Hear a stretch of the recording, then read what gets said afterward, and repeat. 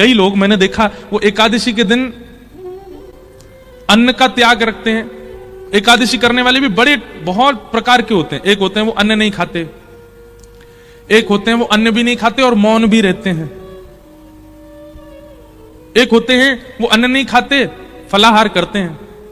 और दिन तो 3 बार भोजन करते थे, एकादशी वाले दिन 5 बार करते हैं। उस दिन फलाहार, हम फलाहार कर रहे हैं ना, कुट्टू की पकौड़ी, कुट्टू कचौड़ी, ये वो 5 बार खाते हैं। पर कई लोग बड़ा कठिन भी करते हैं। वो कैसे करते हैं? केवल सेब या अमरूद या जो भी फल वही खाएंगे, वास्तविक फलाहार करते हैं, रसोई में बनी सामग्री नहीं पाते। कई लोग ऐसी एकादशी करते हैं।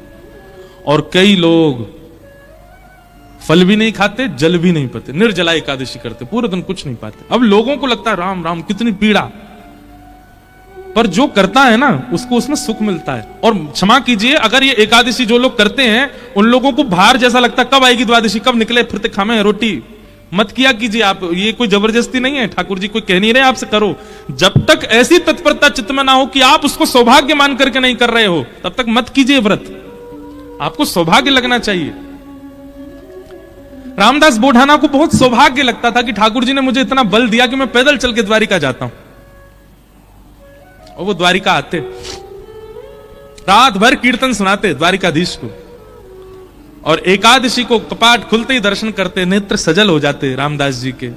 ठाकुर जी को दूर से ही ऐसे अंक में, मानो ऐसे कर लेते जैसे मैंने अंक में भर लिया हो।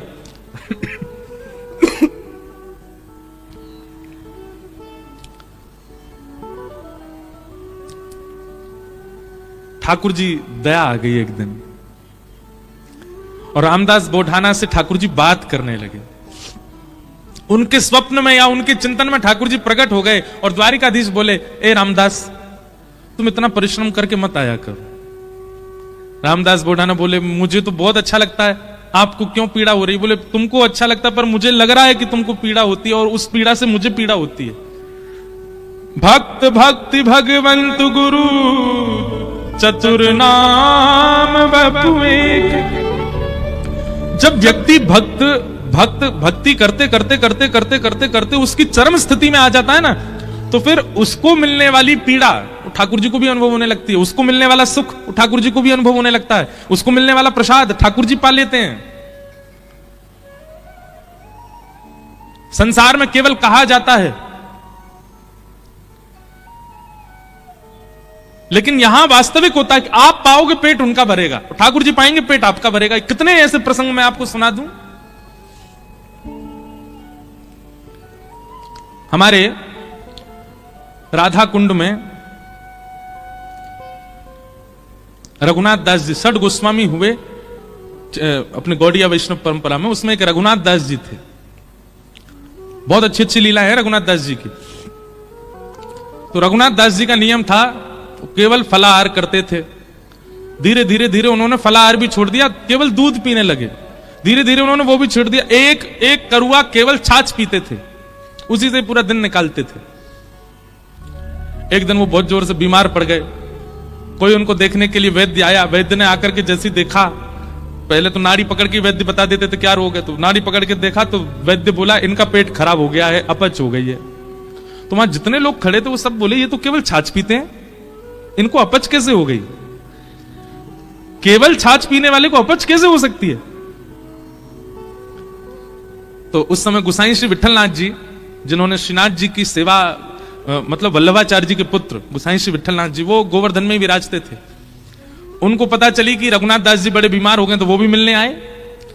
मिलने तो आए, लेकिन व्यंग में आके बोले, हे रघुनाथ, हमने तो सुना था कि तुम केवल छाछ पीते हो, पर वैद्य से पता चला तुमको अपच हो गई। इसका मतलब चोरी चुपके खूब माल उड़ाते हो, खूब धुआंधार जो है मालपुआ उड़ाते हो, तभी तुमको अपच हो गई है। रघुनाथ दास जी बोले, नहीं, मैं तो छाछ ही पीता हूं। बोले, फिर तुमको अपच कैसे हो गई? बोले, मैं तो प्रत्यक्ष रूप से छाछ पीता हूं, पर जब मैं मानसी में जाता हूं, नेत्र बंद करके चिंतन में जाता हूं, वहां प्रिया प्रियतम 56 भोग खिलाते हैं, उससे अपच हो गई मेरे को। और वो अपच प्रत्यक्ष में दिखने लगे। सोचो, इस बात पर पढ़े लिखे लोग विश्वास नहीं करेंगे, पर यह वास्तविकता है। वो प्रत्यक्ष में नहीं पा रहे हैं, पर अप्रत्यक्षानुभूति, वो नेत्र बंद करके जब अपने मानसी भाव में जाते हैं, वहां ठाकुर जी उनको बढ़िया लड्डू पवाते हैं, पूड़ी पवाते हैं, रबड़ी पवाते हैं, उससे अपच प्रत्यक्ष शरीर को हो गई। ये बात सुनकर के गुसाई जी के नेत्र सजल हो गए। रघुनाथ दास जी को हृदय से लगा लिया, बोले जय हो, तुम्हारी भक्ति को प्रणाम कि तुमको ठाकुर जी प्रत्यक्षानुभूति करा देते हैं। रामदास बोढ़ाना ठाकुर जी से बोले भगवान मुझे पीड़ा नहीं है, मुझे बहुत सुख मिलता है। भगवान बोले तुमको पीड़ा नहीं, पर तुम्हारी पीड़ा हमको लगती है, इसलिए तुम मत आया करो।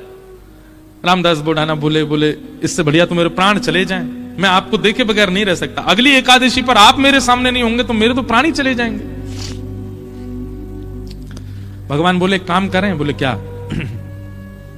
हम तुम्हारे साथ चलें, तुम्हारे गांव वहीं रह ले, तुम्हारे पास ही एकादशी क्या तुम हर दिन हमको देख लिया करना।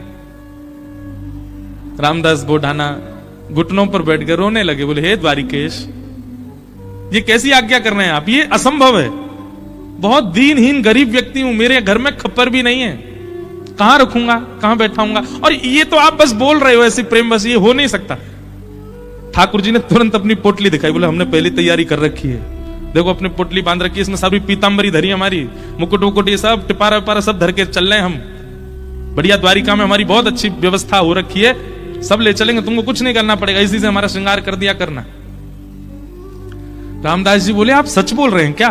ठाकुर जी बोले हम सच बोल रहे हैं, हम चलें तुम्हारे साथ, वहीं रहेंगे तुम्हारे पास ही, रोज देख लिया करना। रामदास जी बोले फिर द्वारिका का क्या होगा? ठाकुर जी बोले हम जहां बैठ जाएं द्वारिका वही है। और रही बात, जब एक साथ हम 5 रूप धारण, हजारों रूप धारण कर सकते हैं तो 2 रूप भी धारण कर लेंगे।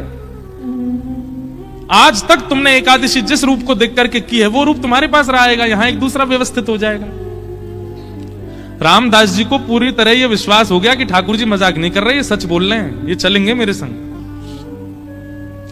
नियम का फल ये मिलता है। देखो, एक नियम को जब व्यक्ति तत्परता से करता है तो ठाकुर जी ऐसा देते हैं उसको।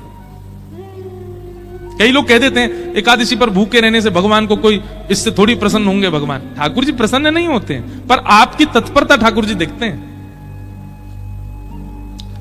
आजकल बच्चे ऑफिस जाते हैं, ऑफिस का टाइम क्या 9 बजे, अब कोई आवे 9:30, कोई आवे कोई आवे 9:45।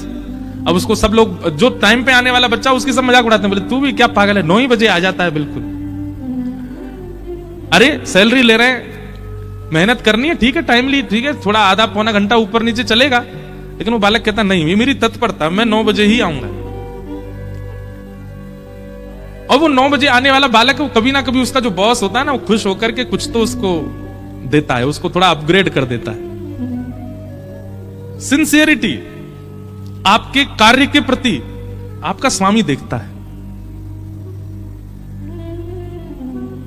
ऐसी भक्ति में भी सिंसियर होना बहुत जरूरी है। होता उससे कोई ठाकुर जी बहुत प्रसन्न नहीं, पर हां ठाकुर जी दृष्टि तो रखते हैं। परिक्रमा लगा रहा है, कैसे लगा रहा है, एकादशी कर रहा है, कर कैसे रहा है, तिलक स्वरूप करता है, उस समय क्या उच्चारण करता है, मंदिर जाता है, प्रसाद कैसे पाता है, दर्शन कैसे करता है, इन सबके प्रति जो आपकी सिंसियरिटी वो ठाकुर जी देखते हैं। रामदास को ठाकुर जी बोले अब तो तुम जाओ, अगली बार बैलगाड़ी लेके आना। कैसे लेके जाओगे हमको? बैलगाड़ी में तुम्हारी में चलेंगे। रामदास जी चले गए, बैलगाड़ी ढूंढी, कहीं बैलगाड़ी नहीं मिली, बूढ़े बूढ़े बैल मिले, छोटी सी टूटी फूटी सी बैलगाड़ी मिली। रामदास जी बैलगाड़ी लेके द्वारिका आ गए। द्वारिका आए, आज सब लोग बोले क्यों रे भाई रामदास, अब तो तुम बैलगाड़ी में आने लग गए।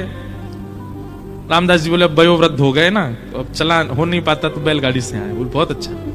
रामदास जी आए, प्रसाद आदि, गोमती सागर में स्नान किया, प्रसाद पाके रात में कीर्तन करने लगे। सब चले गए, रामदास जी कीर्तन कर रहे थे। अचानक से एक कपाट खुला ठाकुर जी का। अभी तक तो ठाकुर जी चिंतन में बात कर रहे थे रामदास से, पर रामदास जी ने नेत्र खोल करके देखा तो स्वयं द्वारिकाधीश अपनी एक भुजा में तो पोटली उठा रखी है और एक भुजा से किवाड़ खोल रहे हैं, और 2 भुजाओं से बढ़िया शंख चक्र आदि सब समेट रखे हैं। ठाकुर जी ने मुकुट उकुट सब भर रखे हैं। और रामदास से बोले कहां तेरी बैलगाड़ी, जल्दी बता चलें। जैसे कोई भागता है घर छोड़ के, ऐसे ठाकुर जी भाग रहे थे। आज भी मंदिर दर्शन करने जाओ आप तो द्वारिकाधीश जी की जब परिक्रमा करेंगे तो पीछे ही रामदास बोढ़ाना जहां से जिस खिड़की से ले गए ठाकुर जी को, वो खिड़की है अभी भी मंदिर में। ठाकुर जी ने करके बाहर आ गए। चलो, रामदास जी को तो विश्वास ही नहीं हो रहा है, स्वयं द्वारिकाधीश मेरे साथ जा रहे हैं। चतुर्भुज हैं, बढ़िया चल रहे हैं, पीतांबरी पहन की, चंदन की सुगंधी आ रही है, केसर जैसा पूरा माहौल आच्छादित हो गया उससे। ठाकुर जी जैसे गए, रामदास जी बोले भगवान टूटी फूटी बैलगाड़ी है, बैठ जाओ। ठाकुर जी ने जैसी बैलगाड़ी देखी, ए रामदास त्रिलोकी का भार लेकर के मैं इन पे बैठा, तेरे बैल तो दब जाएंगे नीचे। भगवान अब क्या करें, यही व्यवस्था मिली थी। इतना सीधा, इतना भोला रामदास। ठाकुर जी बोले काम कर, तू बैठ, हम चलाते हैं बैलगाड़ी। रामदास जी बोले ऐसा मत करो नाथ, मैं ही चला दूंगा। नहीं नहीं, ये तो हमारे अभ्यास की वस्तु है। अर्जुन के खूब हमने रथ हांके हैं, बहुत दिनों बाद बैलगाड़ी मिली, चलो हांके थोड़ा इसको। और रामदास पीछे बैठे हैं और ठाकुर जी आगे पैर लटका के बैठे और बैलगाड़ी चला रहे हैं। ठाकुर जी के स्पर्श होते ही बैलगाड़ी तो बिल्कुल नवीन हो गई, बैल बिल्कुल युवान हो गए। यहां मंगला का समय हो रहा था, सूर्य उदय हो रहे थे धीरे धीरे। ठाकुर जी बोले रामदास, इस सुबह होती सब पंडा पुजारी भागेंगे, ढूंढेंगे, देखेंगे मंदिर में तो मैं हूं नहीं, सब आ जाएंगे। ये हमको बीच रास्ता में ही पकड़ लेंगे। तभी थोड़ी दूर ही पहुंचे थे, वहां एक बाबरी थी, एक सरोवर था। ठाकुर जी ने कही तुम हमको नीचे छुपा दो ताकि कोई हमको ढूंढ ना पाए, क्योंकि ढूंढने वाले तो आएंगे, और जब ढूंढ हार के चले जाएं कुछ ना मिले फिर हमको दोबारा लेके फिर चल देना आगे। रामदास जी मनी मन इतने प्रसन्न हो रहे हैं, बोले ठाकुर जी आपको क्या पड़ी है जाने की मेरे साथ? अरे मैं तो मना कर चुका हूं 5 बार कि ठाकुर जी आप यहीं रह लो, पर नहीं, उन्हीं की इच्छा है जाने की। जब मन ऐसा भटकता है ना ठाकुर जी, मतलब ठाकुर जी ऐसा करते हैं, आपके मना करने पे भी चल देंगे आपके साथ। हमारे लाल जी, गिरधर लाल जी,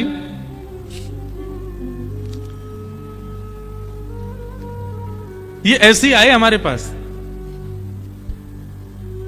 जब प्राप्त हुए थे ना, तो एक बार मैंने तो, अब बोलने में अटपटा लगता है, पर एक बार मैंने तो यही कहा कि मुझे तो श्रृंगार आता नहीं, मुझे सेवा आती नहीं, कैसे करूंगा, कैसे संभालूंगा, कैसे इनकी नथ बेजर धराऊंगा, कैसे इनके नेत्र श्रृंगार, कैसे मुकुट पाक कैसे बनाऊंगा। ये अभी जो ये स्वरूप दिखा आपको, दिखा उसमें, ये साल में एक बार हमारे गिरधर लाल जी जगन्नाथ जी बनते हैं, ये तब का स्वरूप है।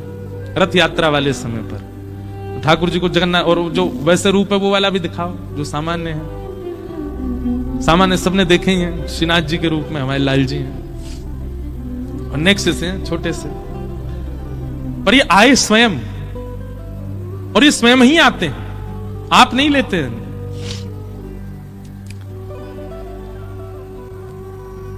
रामदास नीचे बावरी में ले जाकर के द्वारकाधीश जी को छुपा दिया। पीछे से सब पुजारी दौड़े दौड़े आए, देखा तो रामदास जी धीमे धीमे अपनी बैलगाड़ी चला रहे हैं। सबने रोक लिया, बोले रुको, तुम ही थे रात भर मंदिर में, ठाकुर जी कहां गए हमारे? रामदास जी बोले मुझे तो नहीं पता, दिखाओ। सब देखा, बैलगाड़ी में कुछ नहीं। तभी एक बैलगाड़ी के छोड़ पर ठाकुर जी की पीतांबरी का एक भाग चिरा हुआ फट के इरज गया। अच्छा, ये सब लीला भी ठाकुर जी जानबूझ के ही करते हैं, क्योंकि कहीं ना कहीं कुछ ना कुछ ठाकुर जी को दूसरों को संकेत कराना है। ठाकुर जी की पीतांबरी का वो अंग वस्त्र जैसे ही मिला, सब लोगों ने रामदास जी को पकड़ लिया, बोले ठाकुर जी तेरे संग ही हैं, तभी तो ये चीरा फटा हुआ है यहां पर, कहां है जल्दी बता। उन्होंने मना किया तो सबने उनको मारना शुरू कर दिया। इतना मारा, इतना मारा, इतना पीटा, बेचारे अधमरे से हो गए। बस श्वास चल रही है, बाकी तो नेत्र बंद हो गए, सुध बुध चली गई, गिर गए धरती पर। पुजारियों ने देखा, बोले ये तो अधमरा हो गया, ठाकुर जी कहां हैं, ढूंढो। पास ही सरोवर था, उस बावरी में जाकर के जैसे ही देखा तो बावरी का जो जल था वो रक्त मंडित हो गया, पूरा जल रक्त से भर गया। देख करके सब लोग घबरा गए, सारे ब्राह्मण बोले ये जल इसका कैसे हो गया, जल आ कहां से, ये रक्त आ कहां से रहा है। दौड़ करके जाके देखा तो एक जगह ठाकुर जी विराजमान थे, और जहां जहां रामदास जी को डंडे मारे गए वहां वहां श्री द्वारिकाधीश जी के श्री अंग पर भी डंडे के निशान, और हर स्थान से रक्त निकल रहा था।